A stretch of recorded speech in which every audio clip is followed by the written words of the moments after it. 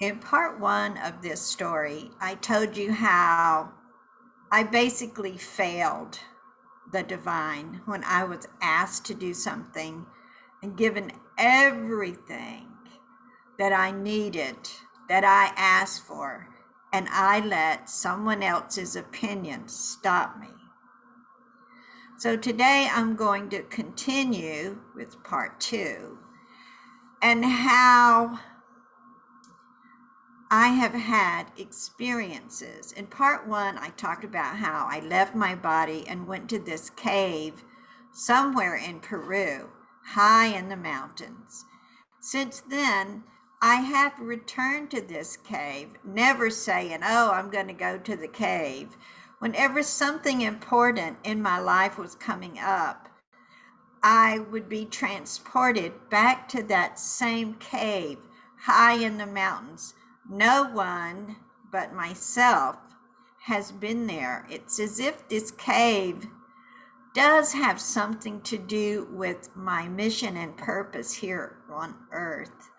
And every time that I've revisited this cave, there has been like this big boost of energy in my service to humanity, this big boost of energy to my faith.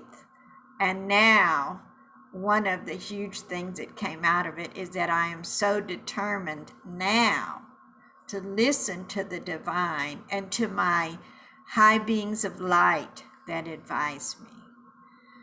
So, this is very brief. In part three, I'm going to share a recent experience in the cave and possibly how it could benefit you.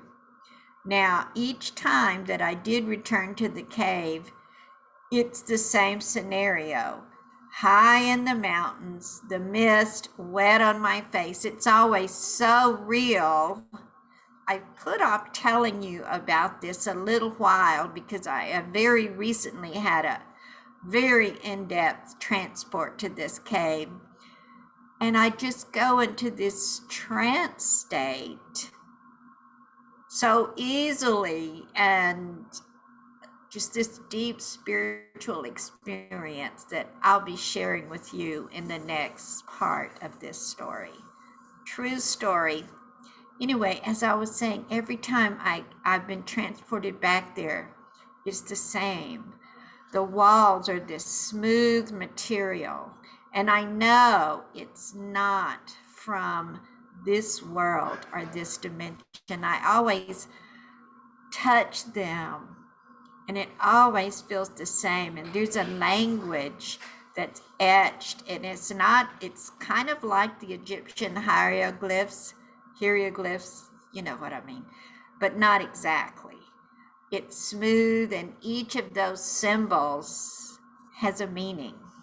I'll be back very soon with my latest encounter with this wonderful cave. And this time, the latest time, the only time, I was not by myself. I was with somebody very special. Leave your comments below.